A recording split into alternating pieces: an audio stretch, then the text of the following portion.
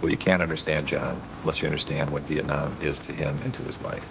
It is absolutely essential to understand it. It's one form of patriotism to go, which he did. Then if you see that what's happening is wrong, you also have a patriotic duty to speak out about it.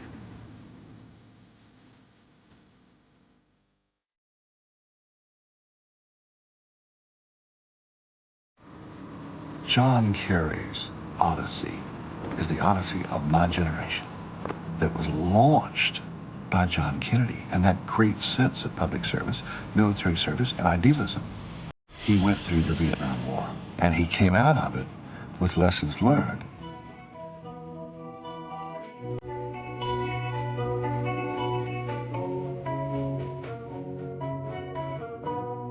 He was always the leader of the pack. He was somebody whose daring do was inherent to him as a kid. My mother's influence on my brother was huge. Loved her dearly, valued her opinion, valued her values.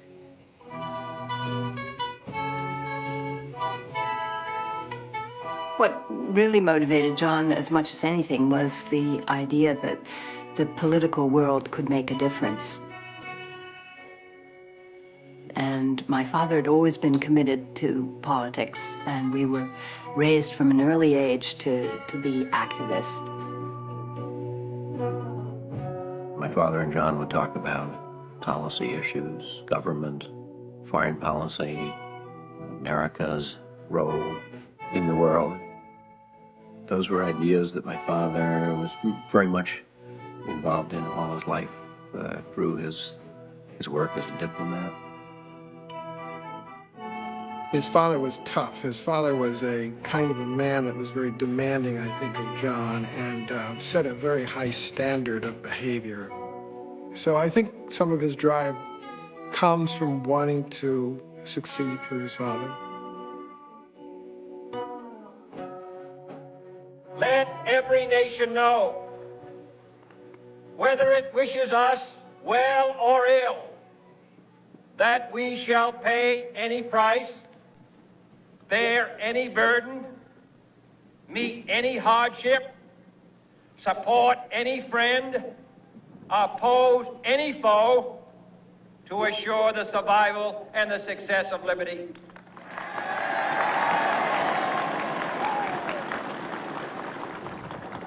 And so, my fellow Americans, ask not what your country can do for you, ask what you can do for your country.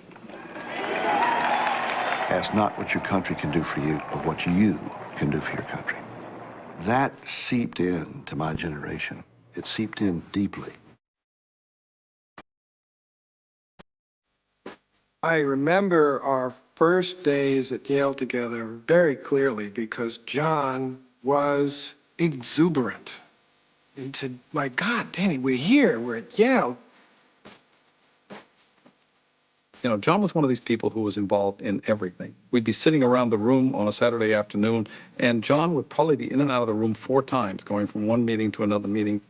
He was involved in debating, he was involved in lacrosse, he was involved in soccer, he was involved in political union meetings. John was always doing something. And then I know that he worked in a Stop and Shop as a bottle collector, I think, because he always used to talk about collecting Orange Crush bottles. You did need to have money, and John didn't have a lot of money. You know, he still owes me.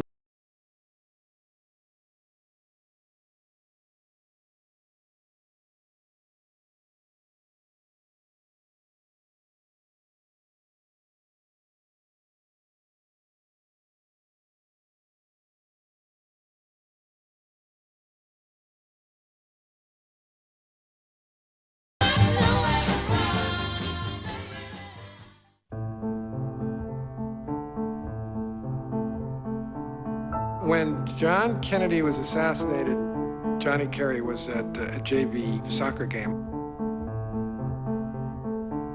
And I remember the rumor going through the stands, Kennedy's been shot, Kennedy's been shot. I just remember taking over this game. We went back to our room. We had this little black and white TV about this big, and I can just picture John sitting on the floor, glued in front of the TV. From Dallas, Texas, the flash, apparently official, President Kennedy died at 1 p.m. Central Standard Time, 2 o'clock Eastern Standard Time, some 38 minutes ago.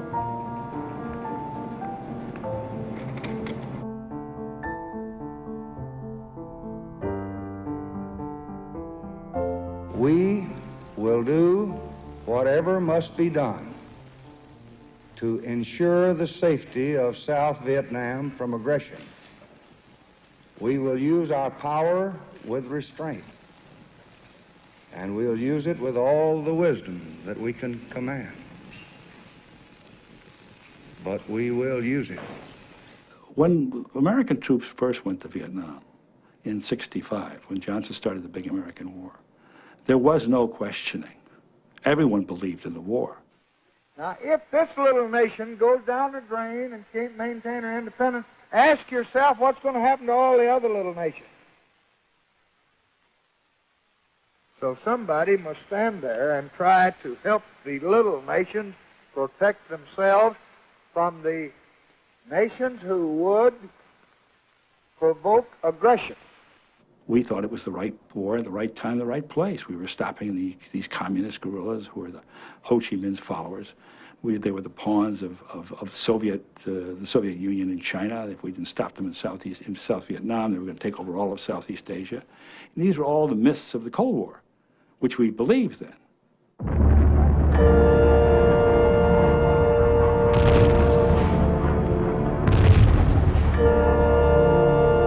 This would have been senior year. John met with my uncle, William Bundy. Bill's message to John and Dan Barbiero, we need people like you, educated people, to lead in Vietnam. And it was really an appeal to leadership. And I think that had a major influence in the decision-making process that both John and Dan went through in terms of what were they going to do when they got out of college. Yeah, you had something you wanted to say. I just wanted to say about this idea of commitment, which seems to be battered around here. That commitment, just by the meaning of it, is something that comes from within the individual when he is ready, when he's made his own decision. We were patriotic. We felt that we had an obligation to serve our country, and that this was a... And in 1965, when we decided we were going to go, the issues in Vietnam were certainly not as clear-cut and as difficult as they were in 1968 when we were there.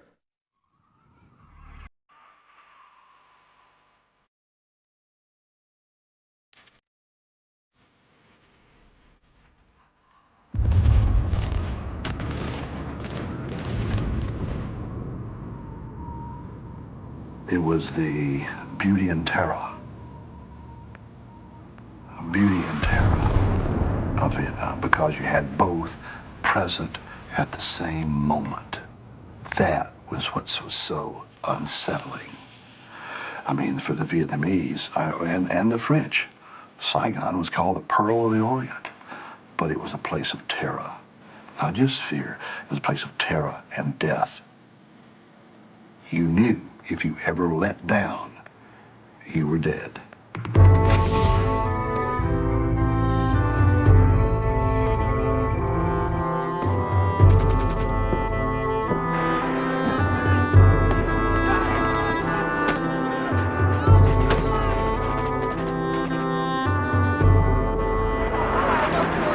Having lived through the Tet Offensive, for me, that was the defining moment of the war. President Johnson and General Westmoreland had built a sense of optimism in '67, but that was exactly when the North Vietnamese began to do their build-up. The American people say, what in the world's happening here? Walter Cronkite says, I thought we were winning that war.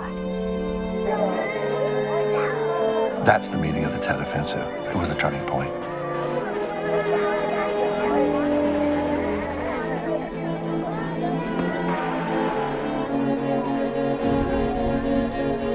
Now here we are, literally mid-assault, and the commander-in-chief turns his back on us.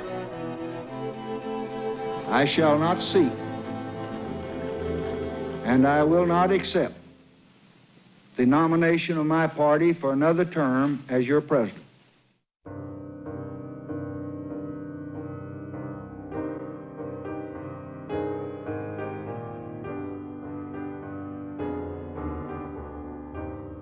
Judy, darling, there are so many ways that this letter could become a bitter diatribe and go rambling off. I was standing watch on the bridge when the executive officer called me over, and after an ominous pause, asked me if I had a friend called Pershing.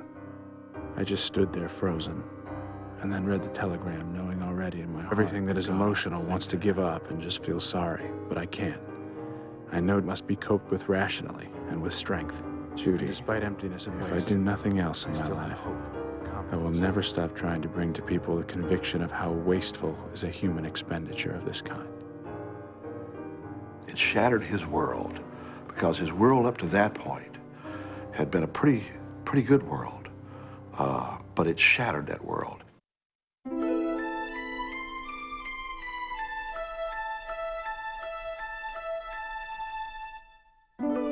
Kerry goes and puts his feet on Vietnamese soil for the first time in Da Nang. One afternoon, he catches at a corner of his eye 50-foot aluminum swift boat. Kerry sees one and he wants one. He wants to be the commanding officer. He would be the junior officer, the lieutenant in charge, and have 5 men under him. At that point, these swift boats were essentially doing Coast Guard duty in Vietnam. And the job of this was to have these Navy swift boats stop Vietnamese commercial fishermen and ask them for their papers. Make sure that they weren't carrying contraband, that they didn't have any ammunition, there weren't bombs aboard, and that these were legally registered commercial vessels. The swift boat, this 50-foot craft, it has 2 big diesel engines. And these boys make a lot of noise.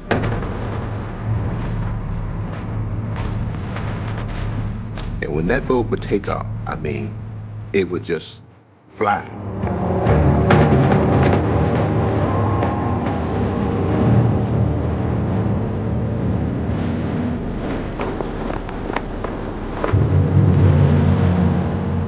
Admiral Zumwalt was naval commander in Vietnam, and he wanted the Navy to have a more active role in the war. So his idea was to put these swift boats in the Mekong Delta, have them patrol up and down the canals and the waterways, get in fights with the Viet Cong, interdict the guerrillas, and carry the war to them. And they turn the swift boats into the Marine Corps. They want to take these boats and they want to send them up the 5,000 miles of river in Vietnam to try to reduce the capacity of the Vietnamese communists to persecute that war. They take these young men as targets, drive them up these rivers, hopefully they get shot at, they return fire, and they add the numbers to the war of attrition. When you send these things up rivers where the banks are covered with dense foliage and the Viet Cong can hear you from a long way away, you're looking for trouble. He didn't come aboard as being some gung-ho guy, you know, you guys got to do as I say do or whatever. He came aboard really trying to blend in with us. And having to run these rivers day in and day out, night, we encountered many firefights with him just in a few days, and there we began to see the man he was.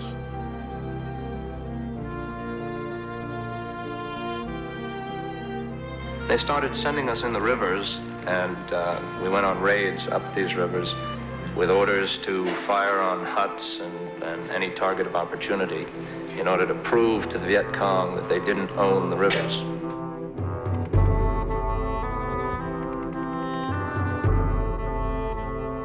I remember there's one body just lying in this open field in blue shorts with a light blue shirt, and this was the guy's uniform.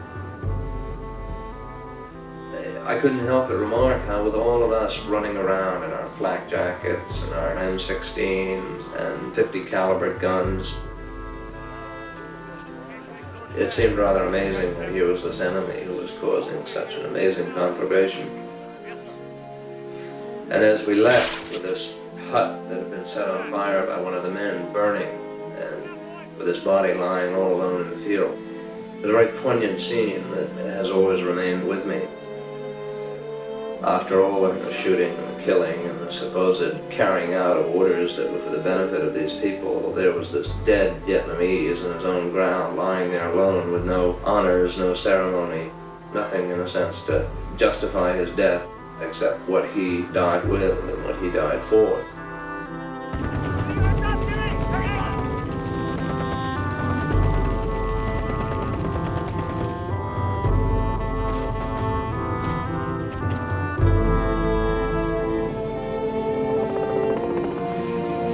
He had initially had the impression, almost all Americans had when they went to Vietnam, that they were coming there as liberators, as defenders of the Vietnamese people against the communist monsters who were going to take over the country. Well, it turned out that that wasn't the case. The Vietnamese were going to resist us as long as it took, no matter what it cost them, because they were fighting a war people began to realize for national independence.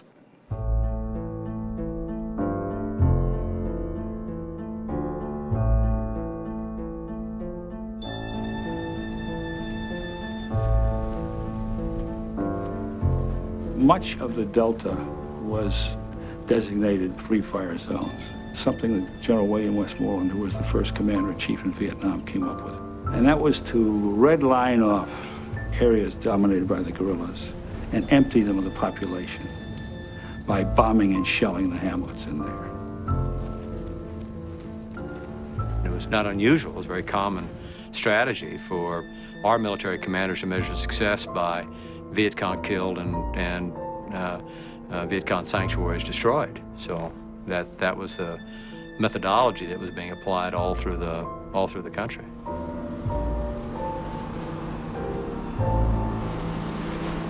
Now, a free fire zone, peasants, civilians could move around the free fire zone. They don't know. Nobody drew out to them on a map what a free fire zone is. The free fire zone was zones declared by the United States military. Captain Roy Hoffman was the commander of swift boats. When he began to pick up this whole idea of body count, when it became clear that he was driven to provide the statistics that General Westmoreland wanted to justify this war, I can remember being briefed and somebody asked him, well, how do you tell if somebody's killed, whether they're VC or not? And he said, if it's a free fire zone and they're dead, they're VC. We literally had places we could go where if you saw a human being, you could kill them. You didn't have to find out who they were. Anybody, civilian, old man, we took this for granted in the Marine Corps. Anybody who you saw was enemy. The major atrocity was not the individual, it was the command. And Westmoreland knew what he was doing. Toward the end of '66, I spent a day out in the field with him. And I asked him if he wasn't worried about this problem of all these civilians being killed and wounded by air and artillery shelling of civilian hamlets. And he said, yes, Neil, it is a problem, but it does deprive the enemy of the population, doesn't it? The young lieutenants like John Kerry all questioned that strategy. Matter of fact, there was a big meeting in Saigon with Admiral Zumwalt and others. They patted him on the back and said, you're doing a great job, we're very proud of you. But what was the rhyme or reason to that? We told them we thought it was wrong to go up a river just shooting at random at villages, or that this wasn't the way to, quote, win the hearts and minds of the people. And it was a ludicrous policy. Our boats could be heard coming for 2 miles, 3 miles. Anybody who was trying to infiltrate could hide. We were sitting ducks in the rivers. We didn't have the support we needed in terms of air support or anything else. We took very high casualties as a result. And we just felt it was absurd. And the answer to our doubts about that were simply, this is almost a quote, not exactly, but they said that we were writing Navy legends, and they said that that we were showing the American flag, which somehow rang rather absurd in view of the fact we were supposedly there to show the Vietnamese flag in the fight with the Vietnamese. They said that our unit had the highest casualty rate, and it was, and I'm talking all the swift boats, was like a 75% casualty rate. What I didn't realize, and we started talking about later on, was at Antoy, at Coastal Division 11, where we quit doing coastal patrols, we just ran rivers. We had a 90% casualty rate.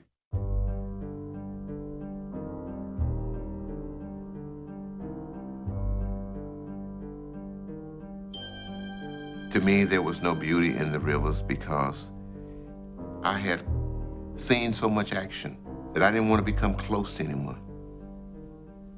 I didn't want to really get to know about you spiritually, about your family, because what we were doing is that tomorrow you might not be here. Tomorrow I may be gone.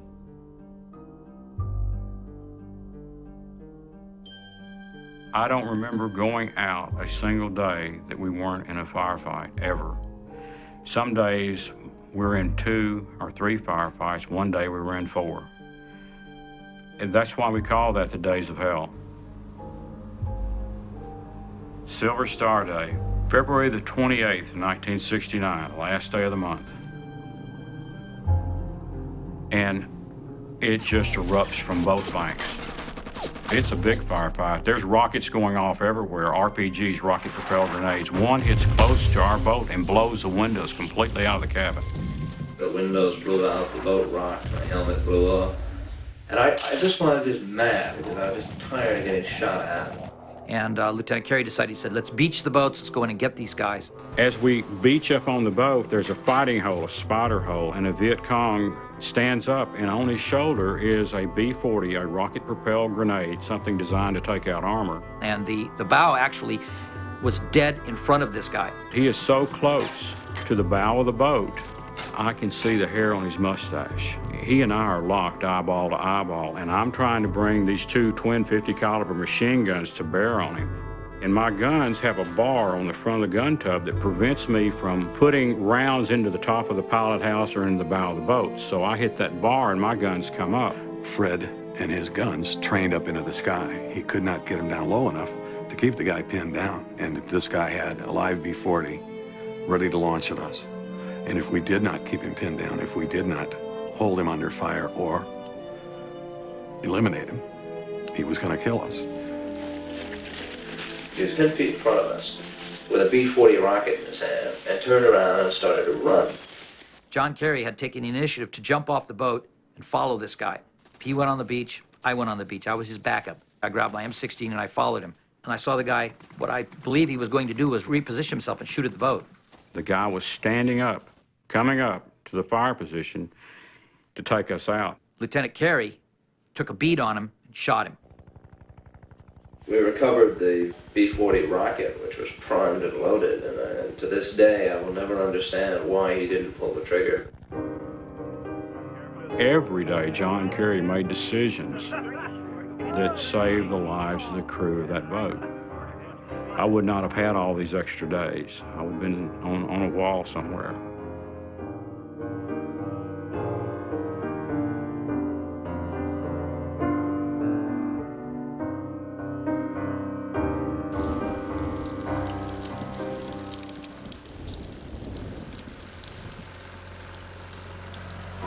We think we're going to make some more. The American people, I can say from having campaigned the country, are terribly frustrated about this war. I think, as far as American public opinion is concerned, I think that the American people will support a president if they are told by the president why we are there. It became more and more nonsensical. And yet you had to be the leader. You had to be courageous. And that churning in your gut, and yet you're having to live up to your responsibilities. And there was this explosion, and I went sailing off the boat into the river. All I remember were splashes and the noise of the rounds hitting the river. And I immediately went underwater. I swam straight to the bottom. and sat on the bottom of the river, dumping my gear while these boats went over. Every time I came up for air, I'd take more rounds. When I came up for the 5th or 6th time, I can see the swift boats coming back around the bend to the rescue. And Del Sandusky ran the boat nearly over me. I ran him over with the boat. Maybe 10 feet, I overshot him because I couldn't see where he was at. We had flipped a cargo net over the bow so that we could help him get up. But we're in the middle of a firefight, we didn't have time. He was too heavy, he couldn't pull himself up. And while that's going on, there's all this fire coming in. And I'm totally exposed on this net. And there's nowhere to go except back into the river or up this net. And I got up to the edge of the bow, and I couldn't get over that lip. And all of a sudden, here comes John, and he's visibly wounded. John Kerry laid down on his wounded arm, reached over the bow of the boat and helped Rasmussen get up. And he just came straight for me among all this fire and dropped down to his knees and grabbed me by the arms and pulled me up over the lip. Both of us should have been cut in two.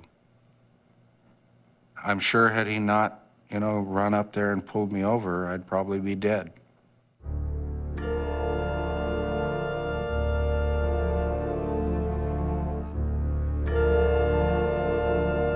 We are ending our involvement in the war in Southeast Asia, ending it in a way that will permit us to stay involved in building a full generation of peace throughout the world. In 1969, the war was over. Our leaders didn't want to say that, but by 68, both the Republican and the Democratic Party called for expeditious withdrawal in their platforms. Now, if that isn't a definition of the war being over, I don't know what is, but it went on for 5 more years. And a lot of people say, no, we could still win this war, but they were kidding themselves. You get committed to missions that look increasingly insane and a stupid waste of life for questionable objectives. And you say, what the hell? Why are we doing this? What did I lose 2 legs and an arm for? What did we lose 58,000 men in Vietnam for?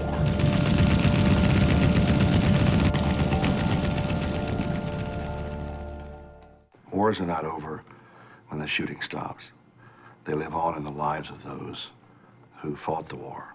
Whether it's World War II, Korea, Vietnam, Desert Storm, Somalia, Iraq, Afghanistan. War changes people. You see, when I returned from Vietnam, there was no one waiting to welcome me. People looked at me as being some murderer, some baby killer. Nobody wanted anything to do with the Vietnam vet. Nobody wanted to talk about Vietnam. Nobody wanted to hear your story. Well, after John Kerry got his 3rd Purple Heart, it was time to come home. And he immediately experienced culture shock. People are staring at him. Here he is. He's wearing his Navy whites with his medals, but nobody seemed to care. And from that moment on, he started a new life.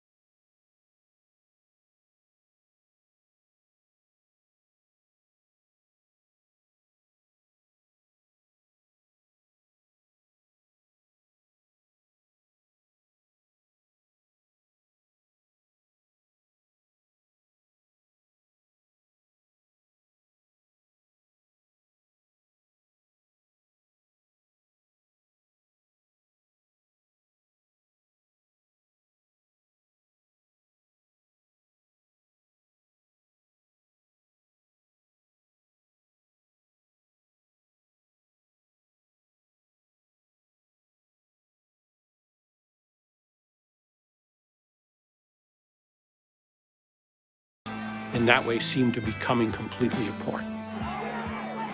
That was the country to which John Kerry returned when he came back from the war in 1969.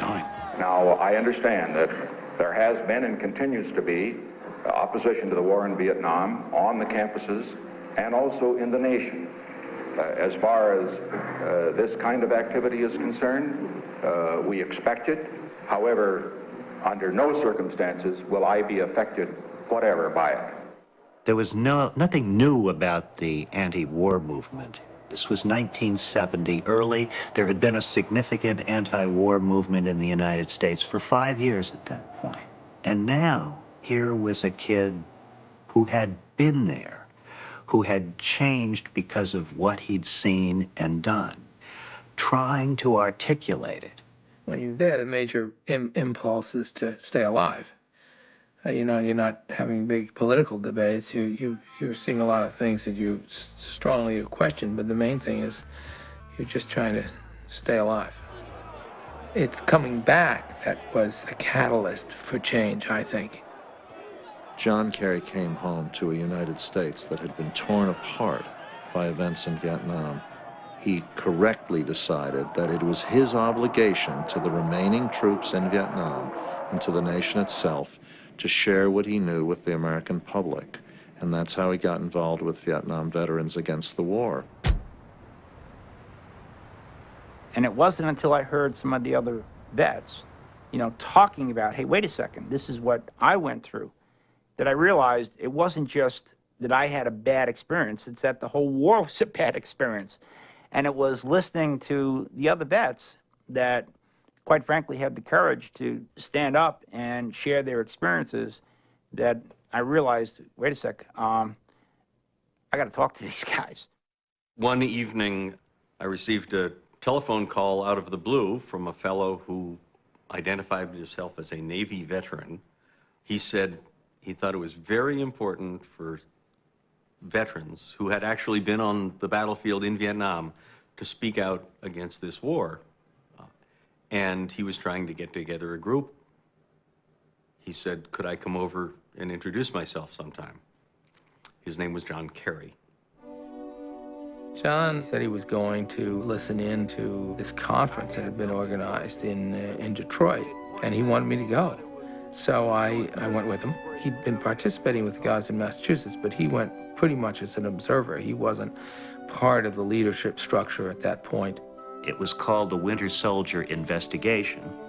It was at a Howard Johnson's hotel, sort of on the edge of Detroit's black community. It was not in a fancy place downtown or anything.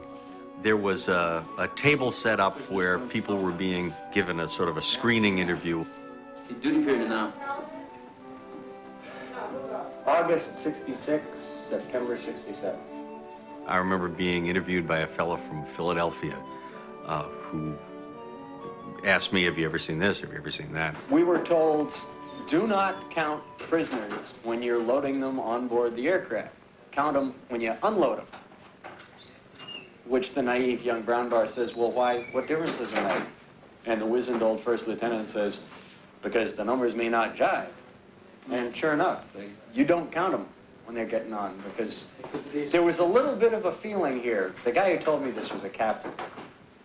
And he said, don't ever count them when they go aboard, because presumably you'd have to say something if one of them got thrown out. Is there something that you really kind of want to say? And what brings you here? What makes you say, I want to testify, I want to say something?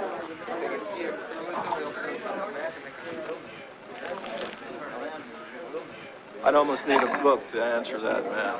It's like, just so many things bother me about it. At least at first, I thought that it was important simply that these guys were getting together to talk to each other. But many of them also began to realize the power of the stories they told. Person in the village. Also, we went down that same day to get some water. And there were two little boys playing on the dike, and one sergeant just took his M16 and shot one boy off the dike. The other boy tried to run, and he was almost out of sight. This other guy, Spec 4, he shot this other little boy off the dike, and the little boy was like lying on the ground kicking. So he shot him again to make sure he's dead. We found one hiding in a bomb shelter in sort of the basement of her house. She was taken out and raped by 6 or 7 people in front of her family, in front of most of the villagers. I was told by the other pilots in the unit how to tell a VC from a civilian. If they were running, they were VC. If they were standing there, They were well-disciplined VC, shoot 'em anyhow. This is a shot of our interrogator. He took his M16. He took him and forced him into this prisoner's nose. He twisted him. It's extremely painful. Officers were present at all times? Yes, field-grade officers were present. And the next slide is a slide of myself. I'm extremely shameful of it. I'm showing it in hopes that none of you people that have never been involved ever let this happen to you. Don't ever let your government do this to you. It's me holding a dead body, smiling. Everyone in our platoon took two bodies, put them on the back ramp, drove them through a village for show, and dumped them off the edge of the village. I can't tell you how powerful the Winter Soldier hearings were. You know, when you have, there's something about when you stand up in front of an audience and for the very first time in many cases, you know, actually verbalize what your thoughts have been and what your feelings have been. And it's just powerful.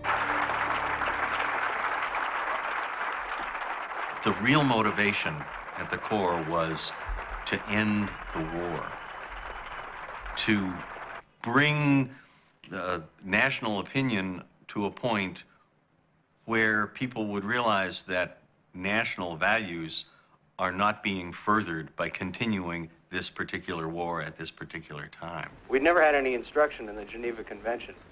When we were given our Geneva Convention cards, the lecture consisted of, if you're taken prisoner, all you got to do is give them your name, rank, serial number, and date of birth. Here's your Geneva Convention cards. Go get them, Marines. We were never told anything about the way to treat prisoners if we were the capturers rather than the captee. After all this happened, they chased what was left of the NVA He was learning. company. I could see him soaking everything up.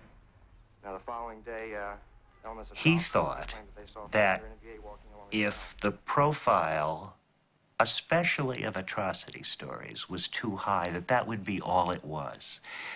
He didn't want this to be a movement of people telling horror stories.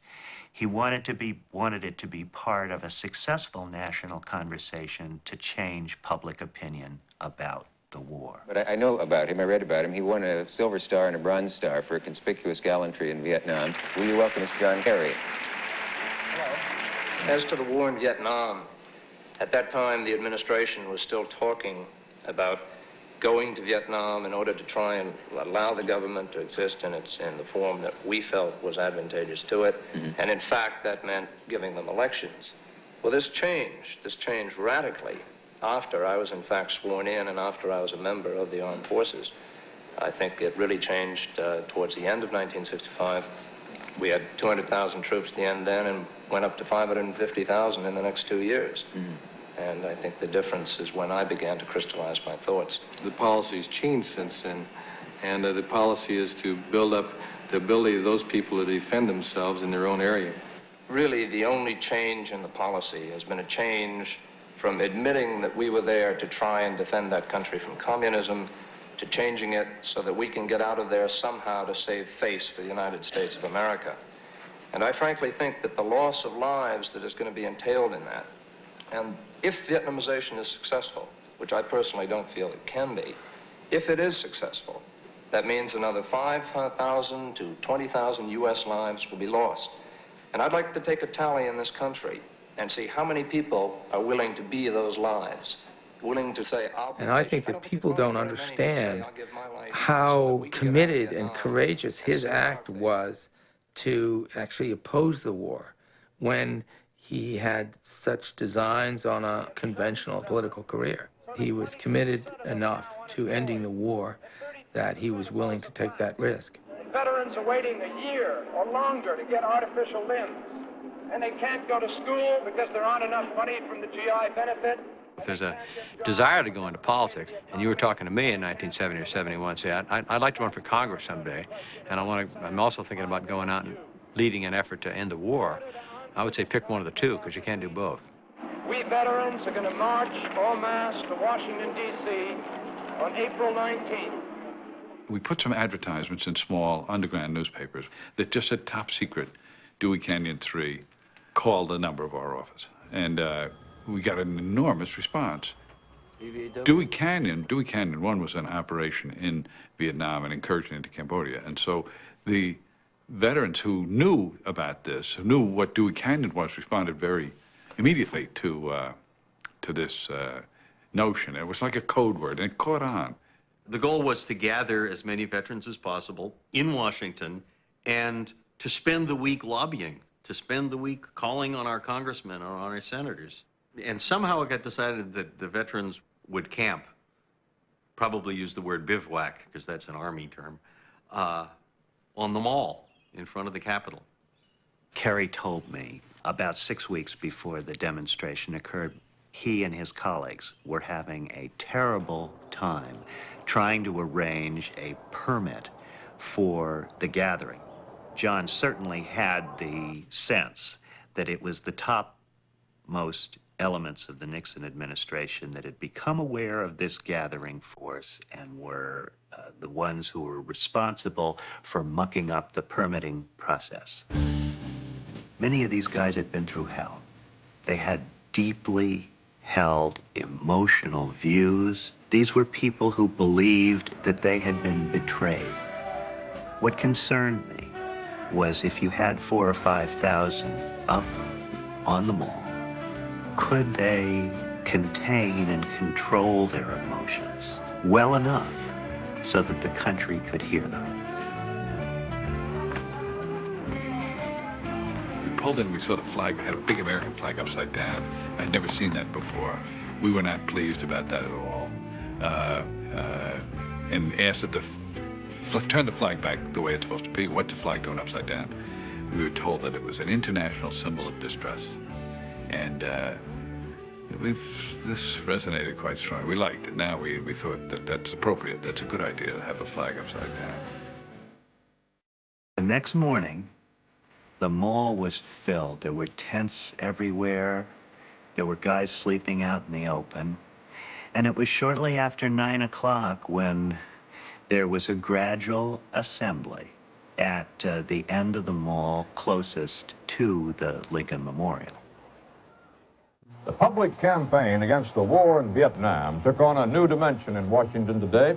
Men who have been there began demonstrations armed at speeding the end of the conflict. Bruce Morton reports. They marched to Arlington Cemetery, 1,000, maybe 1,500 men, Vietnam veterans angry and sorrowed by the Vietnam War. They were orderly and bitterly impatient for a hearing, for peace. Chaplain Jackson Day, ex-4th Division, read from Isaiah. They shall beat their swords into plowshares and their spears into pruning hooks. Nation shall not lift up sword against nation, neither shall they learn war anymore. Mr. Kerry, you've planned this week for a long time. Now we've had the first day. How did it strike you? Well, I think it was very, very impressive. I think it was exhilarating at moments. It was terribly depressing at Arlington Cemetery, though, when the government of this country denied access for the simple purpose, after a very solemn, dignified ceremony, denied access to the mother of a man who lies in that cemetery. And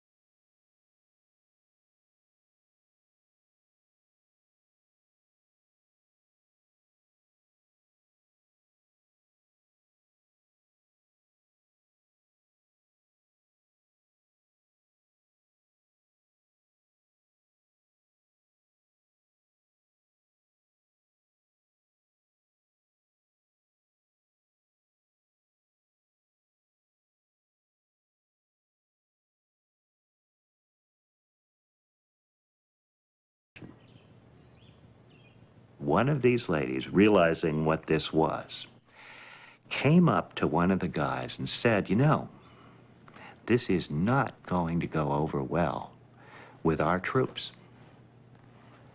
And the guy looked at her and said, lady, we are the troops. Bring our brothers home! Come on! Bring them home! Bring our brothers home! Now! Bring them home! Bring our brothers home! Don't be scared! Bring them home! It was an honor to walk with you this morning. I don't think there's any group of men in America who have earned more properly the right to peaceably assemble and petition the Congress of the United States for redress of grievance. If you can visit the offices of congressmen this afternoon, they all are supposed to be on the floor of this House at noon today when that first roll call is held. I wish you luck. Thanks for coming. This afternoon, the vets won a legal battle, a three-judge panel rejecting a government-requested injunction barring the vets from camping on the mall. So they can sleep there now. They probably would have anyway. They made me fight the war, someone said, and that's got to be more illegal than sleeping in a park.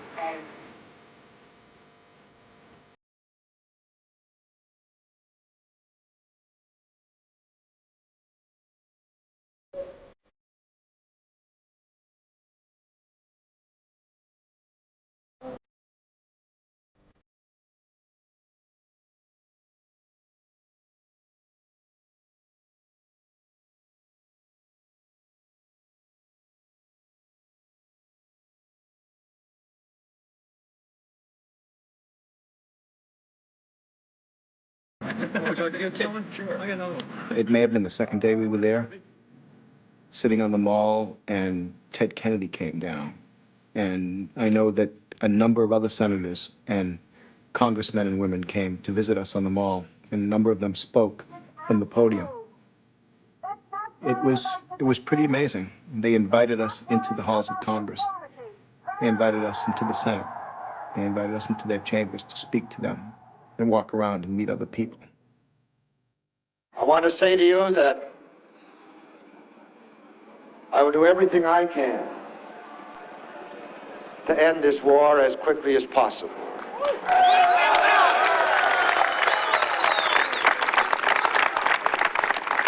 Commenting on the veterans' protest, Senate Republican leader Scott said they are, quote, a minority of 0.1% of our veterans. I'm probably doing more to get us out of the war than these marchers. Can I say what I think on television? I don't know. If Senator Scott had done the kind of things that we're doing here today, this war would be over. For any senator to say that he is doing what we are doing here, he would have to be on the floor of that Senate now, fasting, and telling the people of this country that he refuses to move from that floor until the issue of the war is brought to it and voted on and discussed and ended. And then...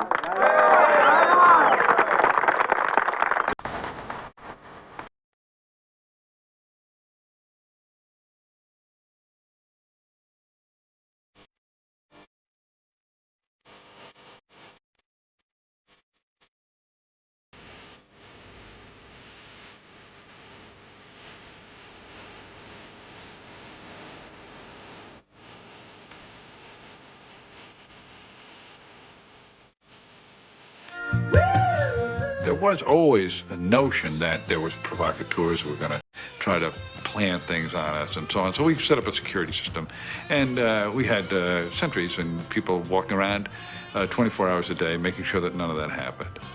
And then we learned that the White House was sending down guys to start fights and then to try anything they could do to discredit the vets on the mall. And to their credit, the vets really didn't buy into that at all, and they were not successful.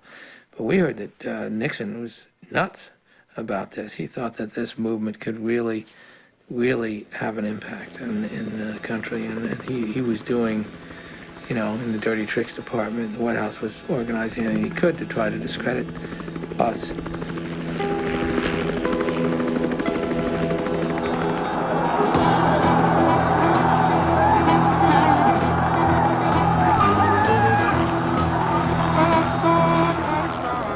Confident this will remain a peaceful demonstration? It's impossible to say one is confident. I think it will. I hope it will. We're doing everything possible to make it remain that way, and there's no reason why it shouldn't. I mean, we're not here. It's ridiculous to assume that veterans who saw the violence of Vietnam are going to come to Washington, D.C. to perpetrate violence. That's what we're here to stop. That's what we're here to say no to.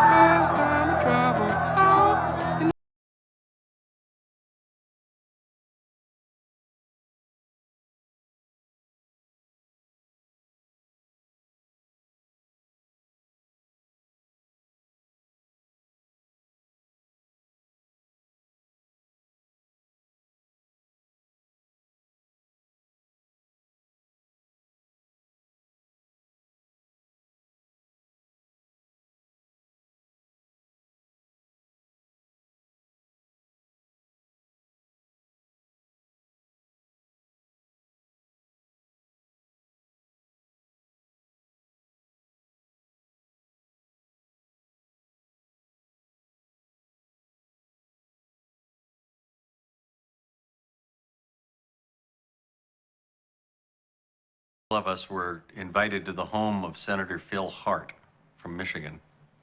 Among the big shot politicians who showed up was the most important anti-war figure of them all, J. William Fulbright, the chairman of the Senate Foreign Relations Committee. Fulbright's very impressed by Kerry's polite, protesting demeanor. He was not a screamer. He didn't look disheveled. And Fulbright basically tapped him at this cocktail party. The next morning, a staffer called Kerry and said, "We want you to testify in front of the Senate Foreign Relations Committee." John Kerry was quite a force within the organization, I should add. He was a serious, purposeful, mature person, and we all were not as serious or purposeful or as mature. I think we were as motivated and we were as pure, but he brought some responsibility to the work as well. And it was welcome. It was, and sometimes resented. You know, people don't always like somebody who has definite ideas and knows what they want to do. And there was some resentment, frankly, about Kerry, you know, because, you know, a lot of the guys would look the part of the counterculture guys. They'd have long hair and the beards, and it was part of the counterculture generation.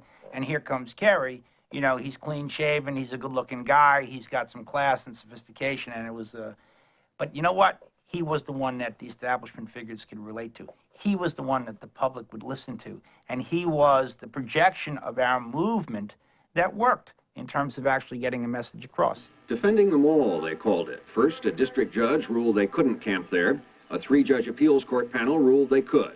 Then the government appealed to the Supreme Court, and Chief Justice Warren Burger ruled the vets could not. What would the full court do? There was a lot of dispute about what the police would do, and they did. There was rumors that they were going to try to come and take us off the mall. But the Capitol Police, most of whom were veterans themselves, said, "We're not going to touch you guys.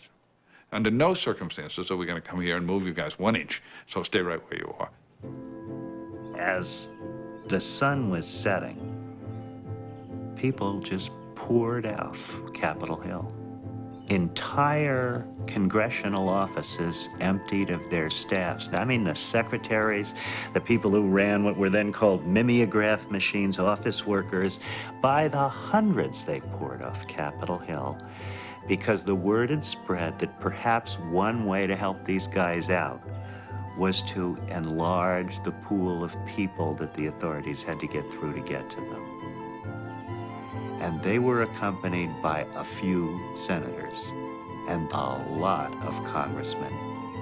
Staying, if you were awake, was legal, but sleeping was against the law. One vet urged staying awake, others sleeping and getting arrested. One said, "We fought for this land, we can sleep on it." If arrested, the vets say they'll be nonviolent, will not resist. Some have already painted the letters POW on the backs of their jungle fatigues. The vets are still debating what tactics to use. The government has made no move so far. By a majority account, then, of those here present and voting, we stay and we sleep. Anytime a Justice Department official was asked during this week, we would ask them all the time, you know, what are you going to do? The answer was always, this is an illegal demonstration. They have absolutely no right to be there. We insist they get off the mall, and and the possibility is open, and we have the right to send the authorities anytime we want to. So it's not like you were making this up out of thin air. But there was a report that people would be coming to arrest them that night, Wednesday. You're violating Section 1507 of the U.S. Code. You must stop demonstrating and leave the premises immediately, or you will be subject to arrest. The hearing time was 10 a.m. And at some point, I think it's maybe 9:15 to 9:30, went back to where he was, and I said, "Do you realize what time it is? Shouldn't we get going?" And we set off down Independence Avenue toward the Senate office building, the Dirksen office building, whereupon we were at the Supreme Court, which you pass on your way to the Dirksen building. We stopped, or rather Kerry stopped. Up he went, and once again, you know, the hand on the arm, the talking him down. We want to win this thing, I remember. We don't want any sideshows. Please help. And then I looked at my watch again, and now it is 6 or 7 minutes of 10 o'clock. And I just said, John, you might want to go testify before the Senate Foreign Relations Committee. We got to the door, and I actually opened it, and he started to go toward it, at which point he pulled back like somebody had punched him or something, just went back like this, and said, "Oh, shit." The room was completely jammed. There was a full spread of television cameras, completely filled press tables, the most prestigious committee in the entire United States Congress. To see a 27-year-old in combat fatigues make a statement about the Vietnam War. Each day, to facilitate the process by which the United States washes her hands of Vietnam, someone has to give up his life, so that the United States doesn't have to admit something that the entire world already knows, so that we can't say that we've made a mistake. Someone has to die so that President Nixon won't be, and these are his words, the first president to lose a war. And we are asking Americans to think about that. Because how do you ask a man to be the last man to die in Vietnam? How do you ask a man to be the last man to die for a mistake? Of course he was trying to talk to the country, but immediately in front of him were the people who had voted the war. John was one of these guys who had been doing the shooting and the getting wounded and the getting shot at. And some of his pals, as we know, were people who did some of the dying. So he was coming back, and this was his chance, in a sense, to speak to the people who sent him there. We are here to ask, and we're here to ask vehemently, where are the leaders of our country? Where is the leadership? We're here to ask, where are McNamara, Barstow, Bundy, Kilpatrick, and so many others? Where are they now that we, the men whom they sent off to war, have returned? These are commanders who have deserted their troops, and there is no more serious crime in the law of war. The Army says they never leave their wounded. The Marines say they never leave even their dead. These men have left all the casualties and retreated behind a pious shield of public rectitude. They've left the real stuff of their reputations bleaching behind them in the sun in this country. And finally, this administration has done us the ultimate dishonor.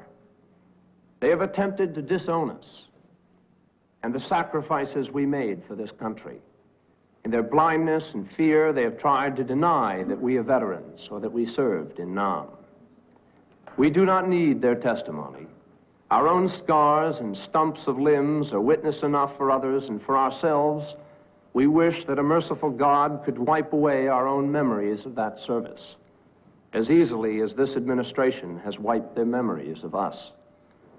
But all that they have done And all that they can do by this denial is to make more clear than ever our own determination to undertake one last mission, to search out and destroy the last vestige of this barbaric war, to pacify our own hearts, to conquer the hate and fear that have driven this country these last 10 years and more.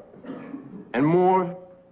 And so when 30 years from now our brothers go down the street without a leg, without an arm or a face, and small boys ask why, we will be able to say Vietnam, and not mean a desert, not a filthy, obscene memory, but mean instead the place where America finally turned, and where soldiers like us helped it in the turning. Thank you.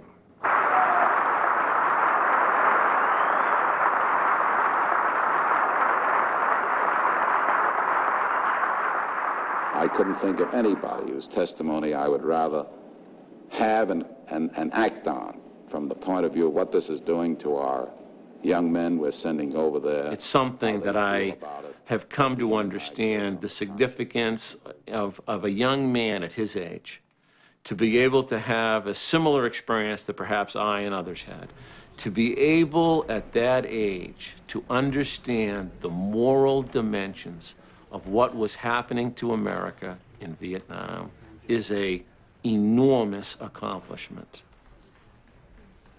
Mr. Kerry, move your microphone a little bit, will you? Which way, sir? That way. You have a Silver Star, have you not? Yes, I do. And you have a Purple Heart? Yes, I do. How many clusters on it? 2 clusters. You've been wounded 3 times? Yes, sir. I have no further questions, Mr. Chairman.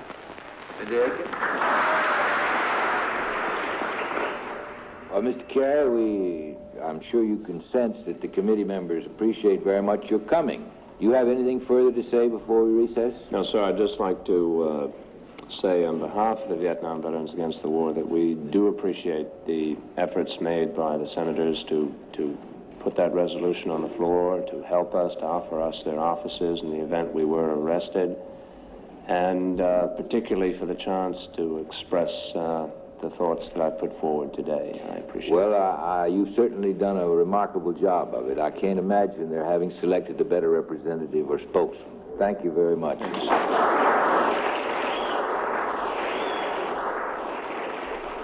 The response, not just inside the hearing room, but nationally, was electric, and it was immediate.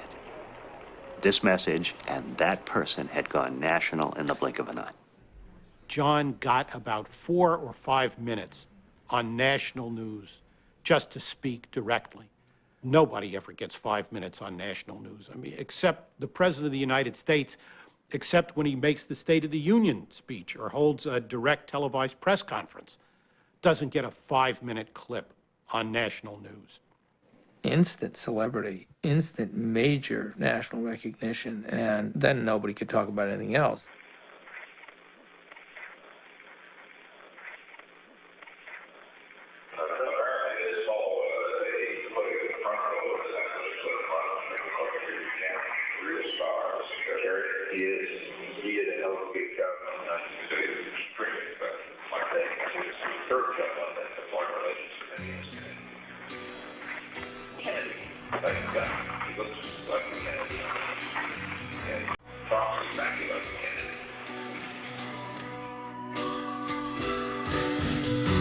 And you've been walking somebody else's home.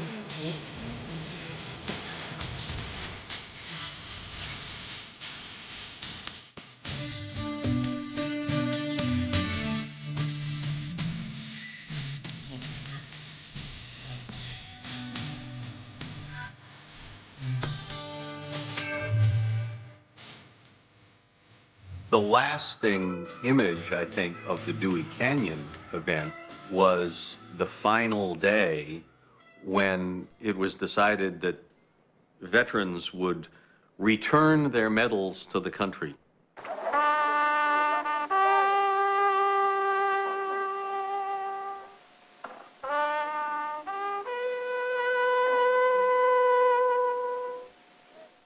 They marched up fairly early in the morning to find a fence, a freshly constructed fence in front of that side of the Capitol.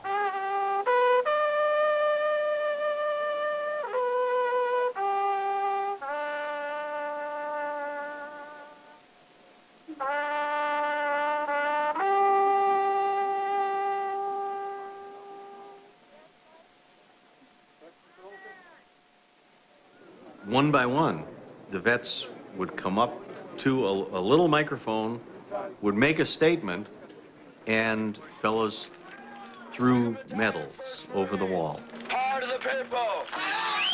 Threw ribbons over the wall. For the brothers and sisters this year. I remember one fellow throwing his cane over the wall. This is for my brother! Got a Gold Star mother here. She wants to get rid of her medals.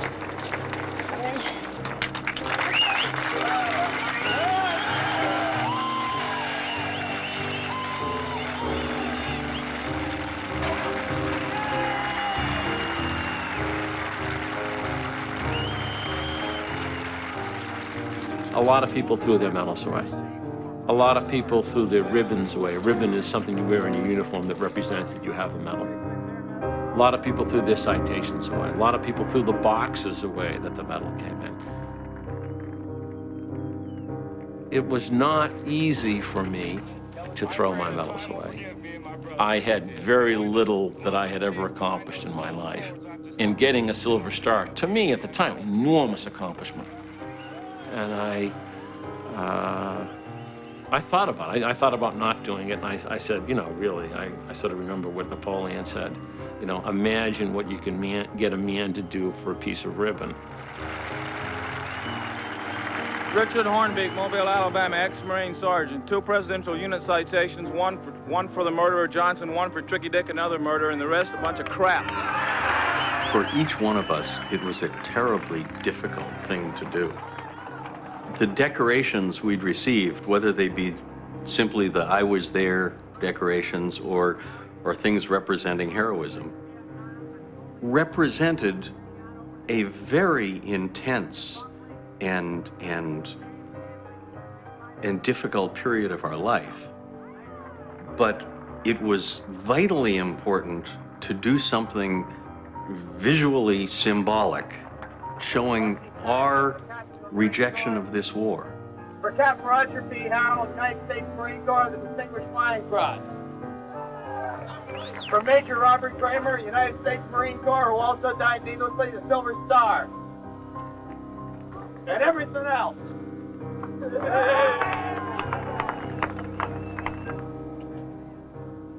It was the collective anguish of a lot of people who felt that what they had done, with this enormous sacrifice that they had made, and the even greater sacrifices that other people had made who weren't there, were for little or nothing. You earned a Bronze Star for bravery, for defense. You earned a Purple Heart for getting shot, and you said, this is nothing, this is worthless, this is a fraud, and threw it over a wall. It's an extremely hard thing to do. You're repudiating something that's very painful. It was harder for us to give expression to the anti-war movement, because what it meant was saying that the sacrifices that we went through and that we realized were for nothing. Don't you think it would be great to come back and say, hey, we're heroes. You know, we sacrificed. This is what freedom in this country requires here. But when you have to say that those sacrifices were for nothing, that's the bitter pill. And I think that's the harder road to take, frankly. Bob Steele died for these medals. Lieutenant Pomerol died so I got a medal. Sergeant John died so I got a medal. I got a Silver Star, Purple Heart, Army Commendation Medal, 8 Air Medals, National Defense, and the rest of this garbage. It doesn't mean a thing.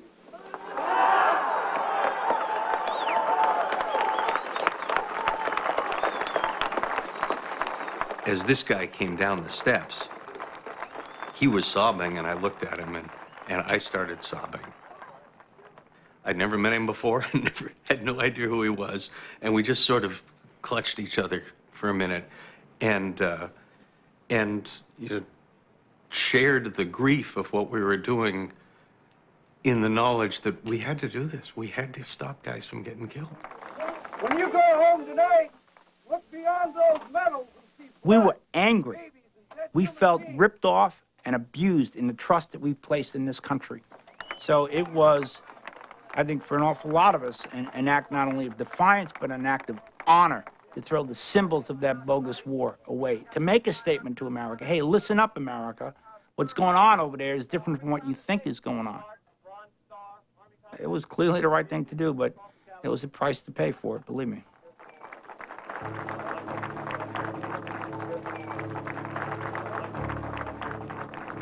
Toward the end of the procession, perhaps the last veteran to walk through was John Kerry, whom I remember walking up to the microphone and speaking a very simple sentence that was far more bland than most of the things John said. And he said something like, I don't do this to oppose anyone. I'm only doing this to try to help my country wake up. And then, like so many of his brothers, he didn't wind up and throw, he kind of lobbed and then left.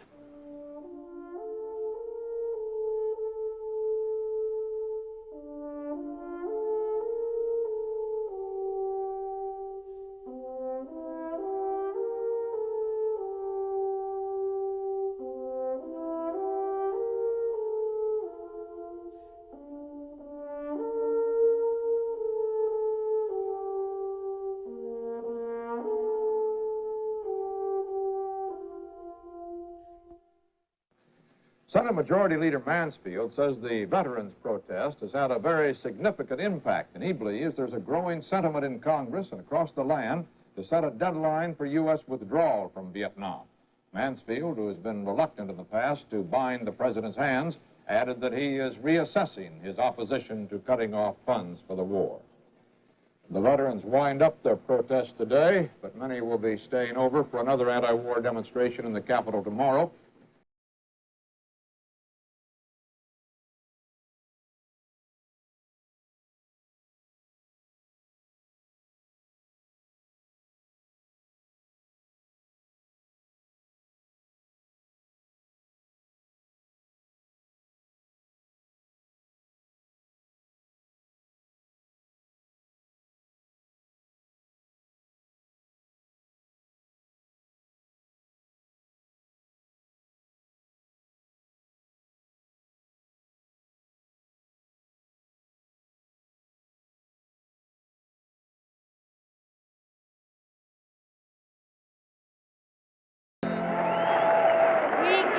Here today again to raise the question of an inhumane and insane war being waged by the United States government in Southeast Asia, destroying children, women, villages, churches, the life and culture of the Vietnamese people. And it was more important that the veterans came before us, because the veterans brought their wounds and they bared their medals, and they made it clear that they were here to kick the conscience of the Congress.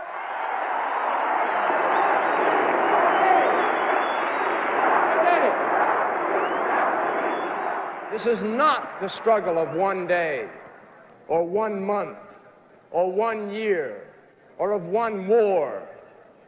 It's a struggle and an effort and a sacrifice and a contribution which we make for the rest of our lives. And though men of small mind and less character may project themselves onto their fellow citizens and suggest that an America that admits its mistake will turn into a craven, hollow place, we will continue this struggle, because this country is bigger than they are, and it's bigger than any of us here.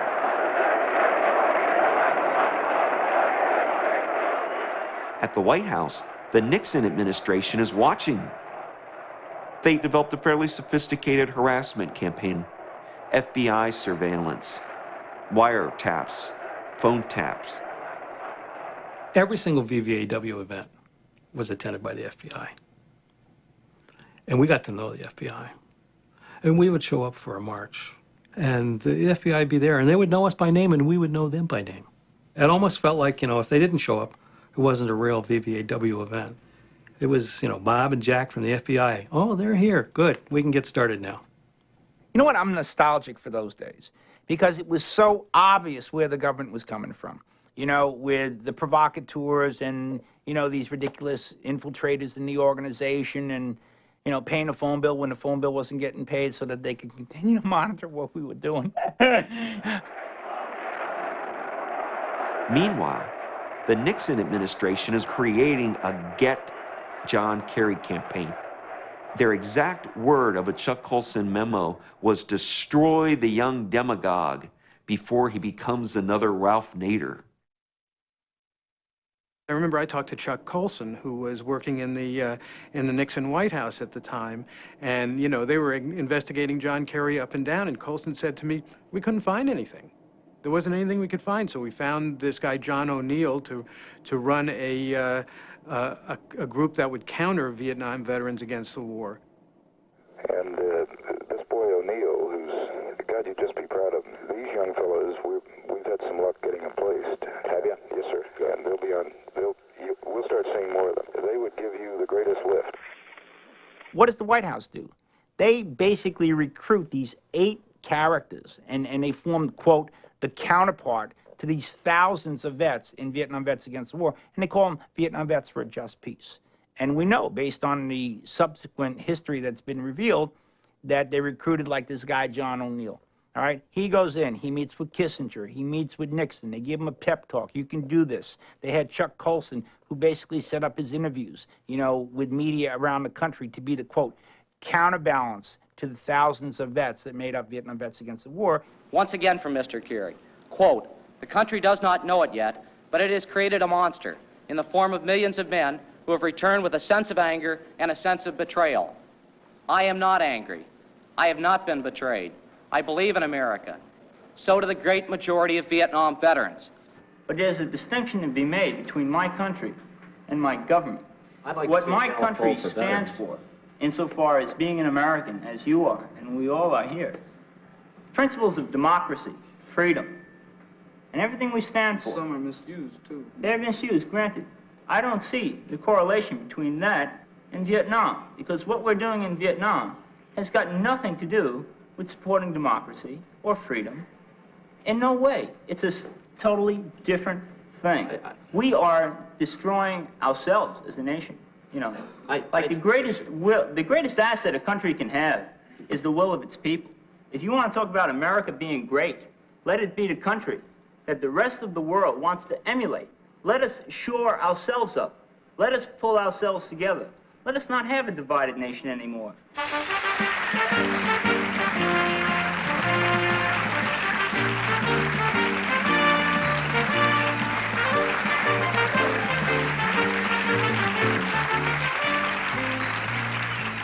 There's quite a difference between coming back to this country and putting on a sack and saying, confessing, well, I've committed war crimes, and saying, well, all 3 million of us committed war crimes. And I suggest that that's the question that Mr. Kerry and I should be talking about, because that's precisely and exactly what he said.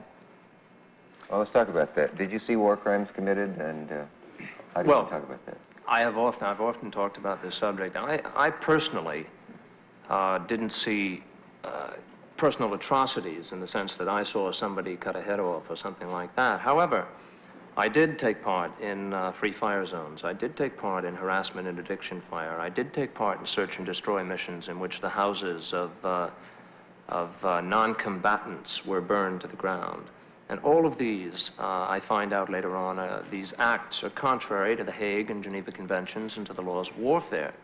I think the American people deserve a little more depth on the question of the war itself at this point.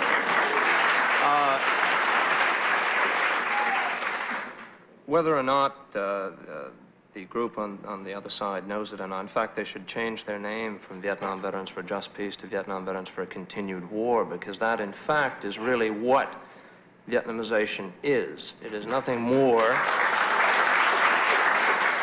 It is nothing more than a way of getting the United States out of Vietnam by changing the colors of the bodies in that country.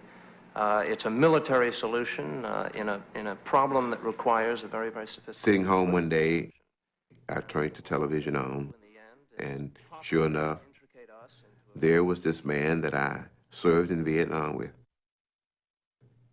And I told my wife, hey, that's John Kerry. I served with him in Vietnam. And he was speaking out against the war in Vietnam. And I did sit there and I listened. And I want to say that I felt good about that because somebody needed to speak out.